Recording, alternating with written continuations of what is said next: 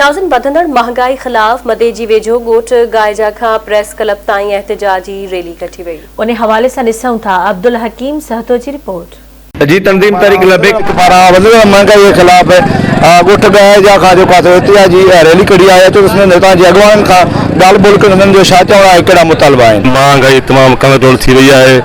अटो चांवर गेहूं पेट्रोल हर शइ महांगी थी वई आहे।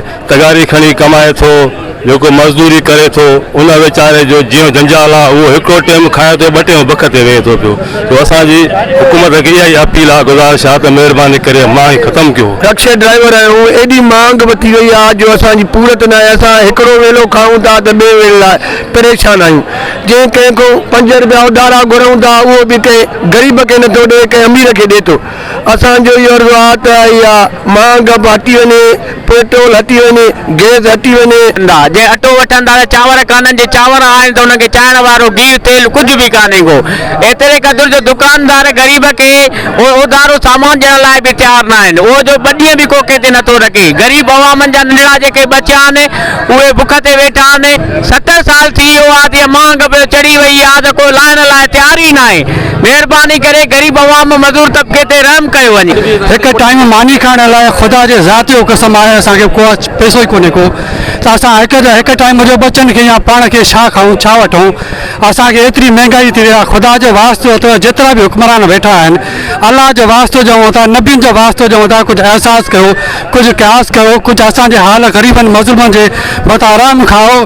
हीअ महांगाई ख़तमु कयो। असां ग़रीब मिस्किन काॾे वेंदासीं। रैली इन जे हवाले सां कढी आहे त महांग तमामु चोट चढ़ी वई आहे। असांजो हुकूमत पाकिस्तान सां इहो मुतालबो आहे, महिरबानी करे जेके बि अवाम ते महांगाई कई वई आहे इन तूफ़ान खे ख़तमु कयो वञे। पर सुभाणे जॾहिं पूरे मुल्क गिर जेको आहे शटर डाउन जो हड़ताल जो सॾु ॾिनल आहे, उन सिलसिले में असां पूरे पाकिस्तान में एहतिजाजी पुरमन एहतिजाज रैली कढी रहिया आहियूं त बराए करम इन अवाम जो ख़्यालु कयो वञे।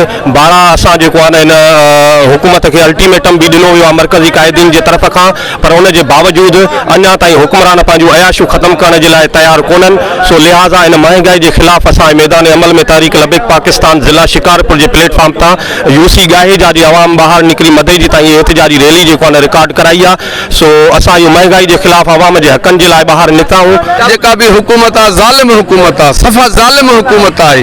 पहिरियों चयो 50,000 था ॾियूं, बोरी थारनि जी न जी था ॾियूं, कणिक जी था ॾियूं, का शइ न ॾिनऊं। घर किरी पिया आहिनि उहे न ॾिनऊं। इहो इमदाद हेॾो आयो सभु पाण हड़प करे विया। एॾी महांग बची वई आहे जंहिंजो अंदाज़ न आहे।